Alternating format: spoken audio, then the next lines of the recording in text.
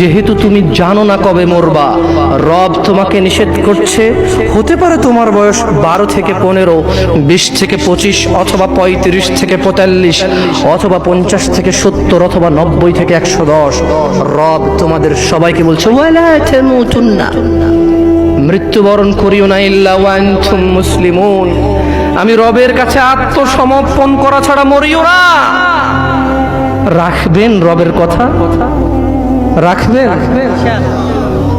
ইয়া শিবা, ইয়া নাস, মানুষ, রব তোমাকে সবকিছু করতে বলেনি।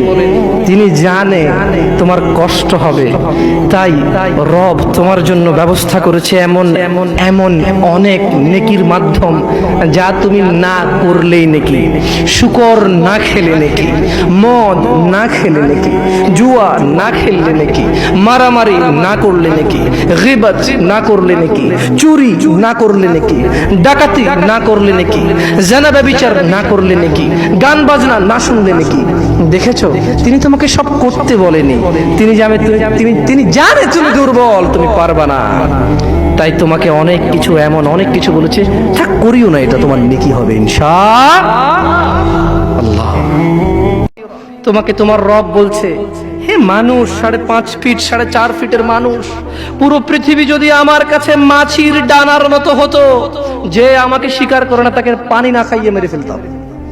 পুরো পৃথিবী যদি মাছির ডানার মতো হতো, এত মহান রব, যার কুরসির নিচে পুরো পৃথিবী সুতার চেয়ে ছোট, এত মহান রব তোমাকে বলছে সত্য বলো। তুমি বলবা?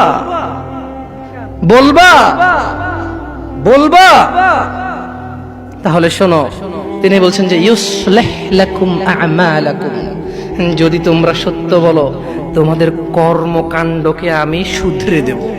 যদি তোমরা সত্য বলো তোমাদের কর্মকাণ্ডকে আমি কি করবে? আল্লাহ শুধরে দেবে।